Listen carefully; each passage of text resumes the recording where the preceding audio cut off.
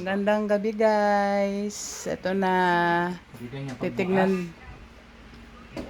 Titignan daw ng papa niya yung mga ano niya, hinempake niya sa maleta niya. Sir? Bukas na kasi yung flight niya sa Taiwan. Kuya, bawal yan. Bawal yan, kuya. Dapat maliit lang na perfume. Maliit lang. Ilang ml to? Bukas namin siya hatid ng 5 ng maaga. Tapos ang alis nila is Basta hindi mababasa. kailangan alas 6 na sa school na sila ng 6. Tapos 7. Yung 7 yung flight nila pa, di ba pa? Pinapacheck niya sa tatay niya yung mga kailangan niya. Pati yung ano, yung sa mga ano Hindi niya. dapat ito sa ano to yan. Kuya, bawal to. Sa hand carry mo na lang to kuya.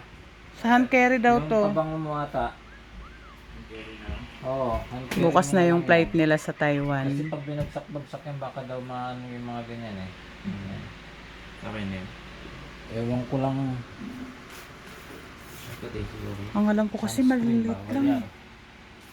Pati yan pa. Oh, 'di ba? Kung maglagay ka na lang sa ano, plastic yellow. Sabi ko sa'yo magdala ka ng ano mo eh.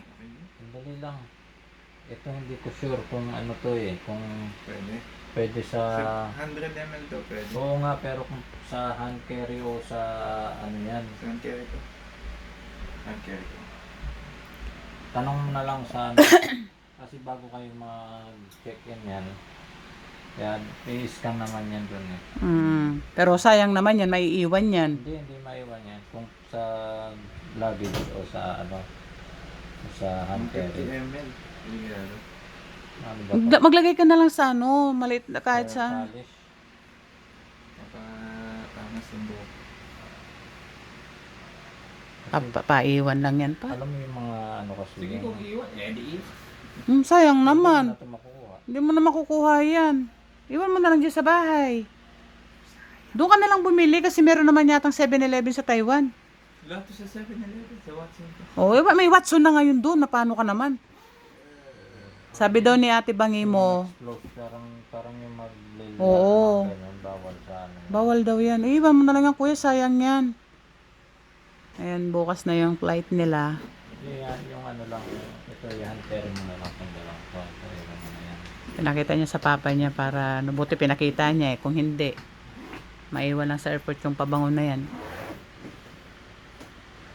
Ano naman yun? Dapat kasi sabi ko sa'yo, bumili ka kanina ng ano dun eh. Dapat bumili ka ng mga ano.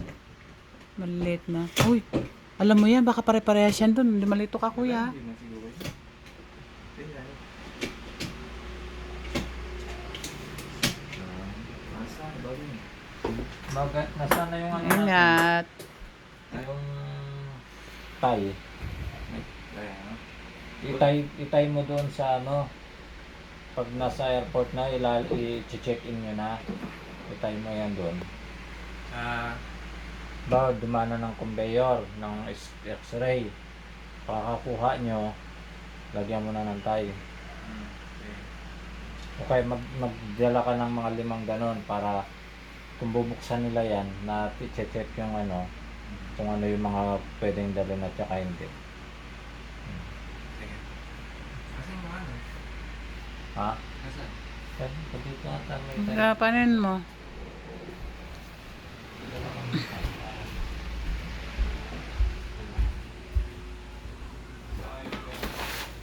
Yung papel mo, pakita mo kay Papa. Ayan na, ready na siya. Nakakabot ako. Bawal ba yun? Hindi naman bawal. Yun lang. Nasa ano yun. Tingnan mo guys, oh, ang dami kong tupiin bukas. Oh my God. Sa bagay bukas, pagkahatid namin sa kanya. Sa karton pa. Ayun pa nga, doon sa karton pa. Oh. Ayan na yung karton na yan. Try mo dyan. Dito? Oo. Ba't kasi nandito to? Bamalay ko.